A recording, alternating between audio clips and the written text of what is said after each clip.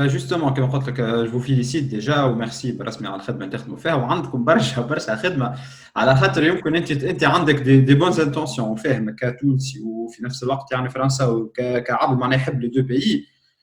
Je vois ton point de vue, mais المشكله هي موجوده لهنا جوستومون ديبا المحلول الايامات هذه معناها انت تعرف الموضوع نتاع سي سيف المخلوفي ولا غيره معناها من العباد اللي في البرلمان التونسي اللي نادي بالاعتذار فرنسا والسوجي الكل المعروف عند الشعب التونسي الكل بور لو مومون.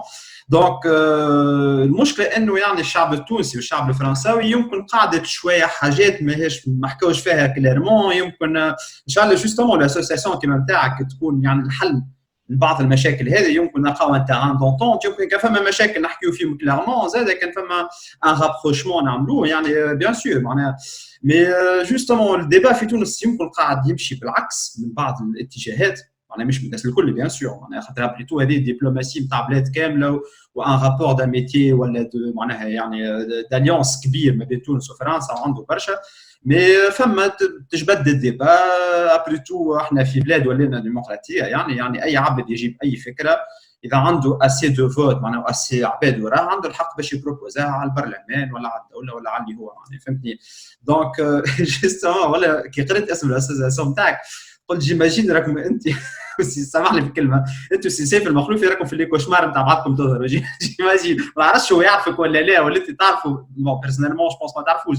اما معناها الفيزيون اللي تظهر من لي بارول نتاعو انه فرنسا للمي فرنسا سرقتنا فرنسا هذا حسب ما فهمت معناها حسب رايه وحسب ما فهمت من لي بارول سيركولي يمكن فهموا بالغلط هو بريتو هذاك رايه وهو حر باش يقولوا كيف انت هذا رايك وهذه الاسوسياسيون نتاعك وانت حر اما نحسهم contradictoire un peu avec علاش برسمي c'était intéressant comme invité en plus كي زدت قلت لي انه الاسوسياسيون نتاعك معموله لو 20 مارس alors là معناها انت نهار الاستقلال تاع تونس اللي هو نورمالمون يمكن في مخ برشا عباد توانسه لو جور انه تونس تحررت من ان كولونيا معناها عبد محتلها من دوله احتلتها من ظلم وكل. انت قلت نو اون برون سيت دات بور promouvoir plutôt l'amitié. انت هذا جيماجين طون كونسيبت كي خممت فيها الحكايه هذه معناها كي تحكيها العبد يمكن تونسي يمكن يحسها بيزار على الاخر يعني لو فات انك tu fais une association pour l'amitié entre la France et la Tunisie في نهار استقلال تونس من فرنسا انا نهار السيباراسيون انت حبيت تعمل كروزمون. Moi, j'ai pas vu ça comme ça. On reviendra sur notre cher député. Oui. J'y reviendrai dans quelques instants, mais moi, j'ai pas imaginé ça quand j'ai créé l'association. Quand j'ai pris la date du 20 mars, c'est parce que il ne t'aura pas échappé, Riyad, que je suis franco-tunisien. Et j'ai pris une date qui symbolise parfaitement le Tunisien que je suis et le francophone que je suis. Parce que le 20 mars, bien sûr, c'est le jour de l'indépendance de la Tunisie, je suis tunisien. Oui. Je le suis. Voilà. Je suis également français, le pays qui a donné l'indépendance à la Tunisie. Mais c'est aussi le jour où nous célébrons la francophonie. Francophonie, je le suis. Et francophonie qui a été fondée, certes, par le président Senghor du Sénégal, par le président Amani Diori du Niger et par Habib Bourguiba. D'accord. Donc, j'ai pris cette date par rapport à ce qu'elle symbolise en positif. En non en négatif. Voilà, en positif. Ça. Plutôt en positif. Après, s'agissant du député que tu as cité, il y a un célèbre commentateur sportif ici en France qui s'appelait Thierry Roland et qui disait à propos de deux joueurs de football qui se confrontaient sur le terrain, il disait « Ces deux-là ne passeront pas leurs vacances ensemble ». Donc je pense que si monsieur le député Marlouf voit le nom de l'association, je ne sais pas s'il la connaît peut-être, et s'il voit ce que l'on fait, etc., je ne pense pas qu'il va fortement apprécier. علاش لا bon voilà.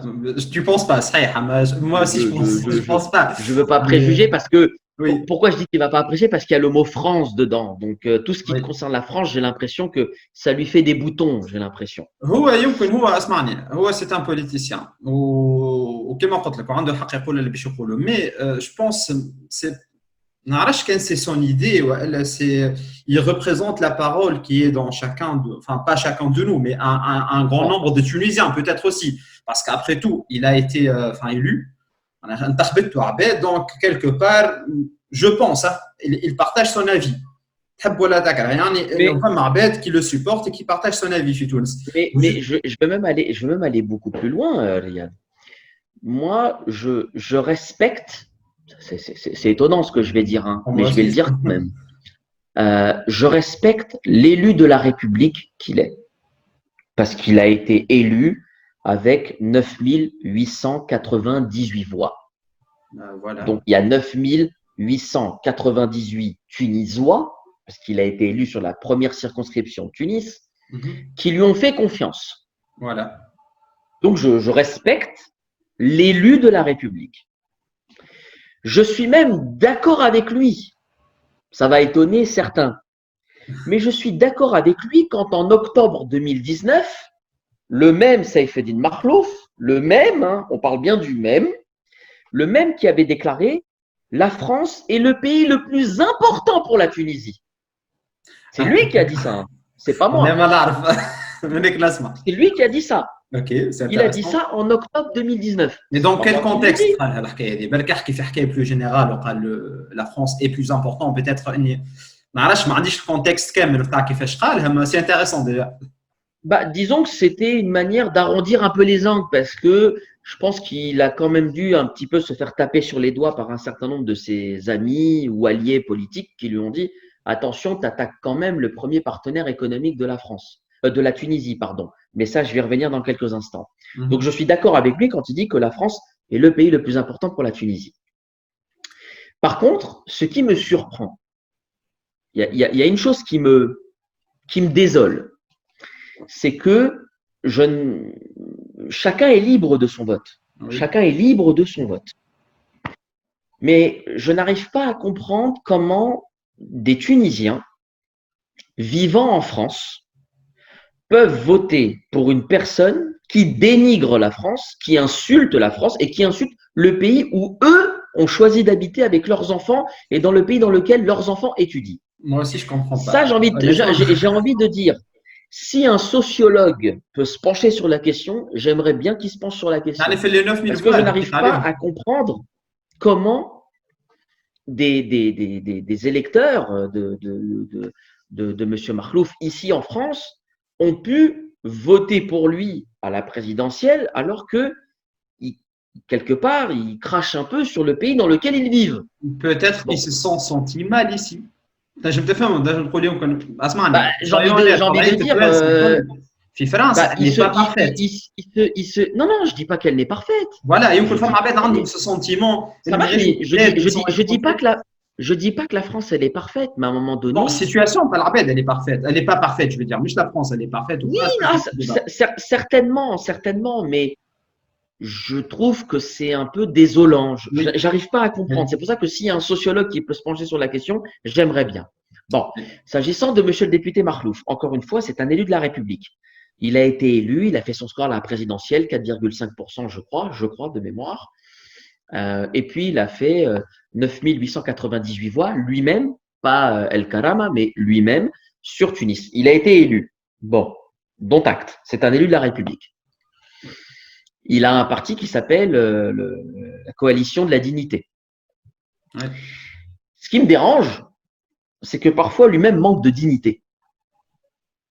Ce qui me dérange, c'est que un élu de la République, tel que je le conçois moi, hein, et qui, pour le coup, je retrouve ça dans beaucoup de parlementaires. Il y a beaucoup de parlementaires qui respectent les institutions, qui respectent l'autre, qui sont dans la proposition. Il y a beaucoup de parlementaires en Tunisie qui sont dans ce cas de figure-là. Mais monsieur le député Makhlouf, déjà son assise politique, son idéologie politique se base sur quoi? Moi, déjà, si on veut bien me répondre à cette question-là, j'aimerais bien. Parce que moi, l'image que j'ai de monsieur Makhlouf, et je ne suis pas le seul, c'est qu'il a basé l'essentiel de son assiette électorale sur la haine de la France. Alors évidemment, hein, ça chauffe les esprits et puis les gens votent. Justement, peut-être que c'est vrai, je ne sais pas. Attends, j'y viens. Juste, je termine. Il a basé sur la haine de la France. Depuis qu'il a été élu, les seules interventions de M. Makhlouf, les seules, Hein, je m'excuse de faire de l'entrisme dans la politique intérieure tunisienne. D'habitude, je m'abstiens, mais tu me poses la question sans tabou, je réponds donc sans tabou. Ah, c'est sans C'est tabou. que le plus clair de son temps, il passe à insulter les syndicats, les journalistes, les parlementaires. C'est que de l'insulte. À chaque fois que je vois un article sur M. Marlouf, c'est pour dire qu'il a insulté un tel de chien, l'autre de je ne sais quoi, etc. C'est que des insultes. Même des régions en Pour un, Tunisie. pour un élu de la République, c'est quand même un peu dérangeant parce que si on vous donne votre suffrage et donc votre confiance, notre confiance, pas la mienne, il l'a pas. Donc au moins comme ça c'est réglé. Mais si on donne la confiance à un élu, c'est pour proposer, c'est pour être constructif. Si un élu se base sur la simple idéologie qui consiste à dire la France, faut qu'elle vienne en rampant demander des excuses sur les actes coloniaux, etc. D'accord, très bien, mais pardon, est-ce que ça va régler le problème du chômage en Tunisie? Je ne le pense pas. Est-ce que ça va résoudre le problème économique de la Tunisie? Je ne le pense pas. Pardon, hein, mais à titre personnel, et je suis archi convaincu de ça, Mhm. enfin, tu es tunisien comme moi, j'ai même envie de te dire, tu es né là-bas, peut-être que tu connais encore même mieux les problématiques, même si maintenant j'y vais encore beaucoup plus souvent qu'avant. Ouais. Moi, quand je vais Moi, j'ai vécu toute ma vie aussi là-bas. bien sur Bizerte, sur Tunis, à Sfax, ou les amis que j'ai au téléphone qui sont comment dirais-je, de, euh, de, euh, de Tozeur, de Djerba, de Zarzis ou de Gendoub, Mhm. eux, ils me disent pas, Rayed, comment ça se fait que le pays dans lequel tu es né ne présente pas d'excuses. Les questions qu'ils me posent, c'est qu'est-ce que tu peux faire pour nous aider pour développer notre ville? Euh, Qu'est-ce que tu comptes faire comme projet pour l'environnement ou pour l'emploi aussi avec nous? Est-ce qu'on peut travailler sur des sujets pour la culture ou pour la jeunesse? Ils ne me parlent pas de ce qu'a fait la France, hein. Ceux qui sont réellement dans une difficulté, et malheureusement, il y a beaucoup de Tunisiens qui sont en difficulté, je Mhm. ne pense pas que dans leur esprit, la première question qui vient, c'est pourquoi la France ne présente pas ses صحيح. excuses? Mais C'est plutôt comment je vais faire ce soir pour remplir l'assiette de mon gamin. c'est vrai, Comment je vais faire ce soir pour remplir mon frigo? c'est C'est vrai. ça la véritable question. Et donc, le problème de monsieur le député Marlouf, c'est qu'il base essentiellement son, son fonds de commerce électoral, je cherchais le terme, son fonds de commerce électoral, c'est la haine d'abord de l'autre, parce que j'ai l'impression qu'il aime personne, à part lui-même, il aime personne, parce qu'il passe son temps à insulter, et il entretient la haine contre la France, qui est un fonds de commerce électoral. Alors en Tunisie, on a deux comme ça. J'ai envie de dire, je vais les mettre dans les mêmes paniers. Heureusement qu'ils sont les seuls. Mais on a monsieur le député Marlouf, et l'autre, je ne vais même pas le citer parce qu'il ne mérite même pas que je le cite, c'est celui qui nous a insulté de bâtard. Parce D'accord. qu'on a malheureusement l'inconvénient d'avoir la double nationalité. C'est quand même pas mal de dire ça, alors que ce même monsieur s'est présenté à la présidentielle, donc ça ne l'a pas dérangé que des bâtards, pas moi en tout cas, mais ça ne l'a pas dérangé que des bâtards votent pour lui. Il a dit comme Hein. ça, parce que je connais, je sais pas de qui tu parles, mais Betoun, c'est كيفاش Ceux قالها. qui m'écoutent sauront de qui je parle. Voilà, ils sauront de qui je parle. كيفاش C'est قالها un بالضبط؟ كيفاش تعطيني député qui… الكلمة؟ Comment? كيفاش قالها بالتونسي بالضبط؟ جيماجين راه قالها بالتونسي. Je me souviens plus comment il a dit Beltounsi, mais j'ai envie de dire, D'accord, ok, voilà. il n'y a pas de, il y a pas de, il y a pas de débat là. C'est pas de la diffamation. Il a, il Non, a, non, il c'est a juste insulté les حبيت نعرف binationaux de bâtards. اوكي واضح باهي. Je pourrais pas te dire le terme exact qu'il a dit, اوكي j'avoue, pas mais grave. il nous a insulté de bâtards. Voilà. Et ça, pour le D'accord. coup, c'est de notoriété publique. Il a récidivé encore et encore, voilà. Mais c'est quand même étonnant qu'une personne comme ça se présente à l'élection présidentielle. Par contre, ça ne l'a pas dérangé de réclamer le suffrage des bâtards qu'il pointe du doigt. D'accord. Donc ces personnes-là, comme monsieur, alors évidemment le député Marlouf n'est pas allé jusqu'à dire des bâtards, mais quand il insulte la France, enfin, j'ai l'impression que tous ceux qui sont en France, qui vivent en France ou qui représentent la France, c'est le mal, c'est le diable. Bon, mais en même temps, lui-même aussi s'est présenté, je crois, à l'élection présidentielle. Ça ne l'a pas dérangé également que des gens qui vivent en France votent pour lui. Mais à ces deux parlementaires-là qui, visiblement, ont un esprit constructif, hein, parce que visiblement, ils sont également des élus de la République, même si leur comportement parfois est anti-républicain. C'est quand même marrant pour des parents, pour des élus de la République.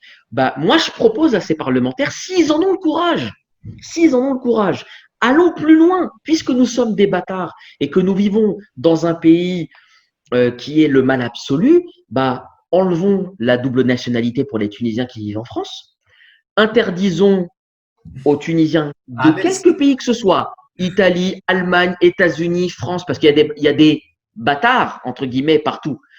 Interdisons aux Tunisiens que nous sommes et qui vivons à l'étranger de transférer des devises en Tunisie. Interdisons à ces citoyens de voter. Proposez, puisque vous semblez être constructif. Proposez, voilà. Et pour finir, excuse-moi, je termine sur une note un petit peu humoristique, mais ça me fait marrer, pardon, hein, ça me fait rire de voir le député Marlouf dire du mal de la France, en tout cas tout ce qui représente la France, etc. Alors que c'est le premier à se prendre en selfie devant la Tour Eiffel. Et d'ailleurs, la petite anecdote qui m'a amusé, je ne sais pas si elle est vérifiée ou pas, mais il me semblait avoir vu un jour dans un documentaire que le fer qui a été utilisé pour la réalisation de la Tour Eiffel était du fer qui avait été pris, je crois, du Kef. Donc, j'appelle le député Marlouf à appeler au démantèlement de la Tour Eiffel parce qu'elle a été prise à l'époque où la Tunisie était sous protectorat français. Je l'appelle à faire ça, si vraiment il a ce courage-là. Donc, c'est pas le dernier à se prendre en selfie devant la Tour Eiffel ou à Paris, content comme il est, mais par contre, c'est plus facile de critiquer. Moi, j'appelle tout simplement ces deux parlementaires à faire preuve d'un peu plus de constructivité. Je sais que c'est vain ce que je dis parce que l'un comme l'autre, ils sont dans du populisme absolu. Je pense que vu comment on est parti, le député Marlouf, en tout cas, je l'incite à le faire. Je l'y encourage ardemment à réclamer des excuses et des réparations aux, comment dirais-je, aux héritiers de l'empereur Auguste, de l'empereur Théodose Ier, de l'empereur Romulus Augustule et de l'empereur Constantin. Alors, les empereurs que je viens de citer, ce sont les empereurs de l'ex-empire romain qui ont occupé la Tunisie et qui ont dû certainement la piller. Bah, j'appelle le député Marlouf à réclamer des héritiers de ces empereurs-là. Je pense qu'il lui a d'avoir des héritiers un peu يقول لك les empereurs là, enfin, اول حاجه التاريخ اقدم من التاريخ، ثاني حاجه يقول لك je l'appelle à réclamer des excuses aussi de leur part. Poussons le ridicule encore plus loin. Mais il y a la diplomatie telle qu'elle a été construite à partir de 1956 qui a permis à la Tunisie d'avoir un rayonnement diplomatique, comme disait Bourguiba, de Washington à Pékin. D'accord. Et puis il y a ceux qui font de la diplomatie comment dirais-je de la diplomatie de café, de la diplomatie populiste. Et ça, c'est le député Marlouf qui croit que parce il va montrer ses muscles en disant je veux qu'on exige la France, très bien. Mais monsieur le député, si vous voulez que la France présente des excuses ou réclame réparation, dans ce cas-là, proposez une alternative. Qu'est-ce que vous voulez au juste? Exactement. Proposez. Réclamer, rembourser, c'est quoi? Ouais. Les 1700 les 1400 là que je viens de dire là de entreprises ou 1700 entreprises françaises qui sont en Tunisie, elles font tourner l'économie de qui? Ouais, de la Tunisie, mais il va te dire, enfin lui, j'imagine, hein, je ne mets pas de parole. Après, évidemment, ce sont des entreprises françaises. Pardon, mais là aussi, c'est pas pour minorer l'importance. Mais quand on regarde les intérêts économiques de la France en Tunisie, c'est pas la même chose que les intérêts économiques de la France en Chine ou aux États-Unis. Oui. Pardon. Parce que moi, je veux bien qu'on dise oui, ils viennent piller. Pardon, mais quand on discute avec la Chine, on parle en milliards. Quand on parle avec la Tunisie, on parle en millions.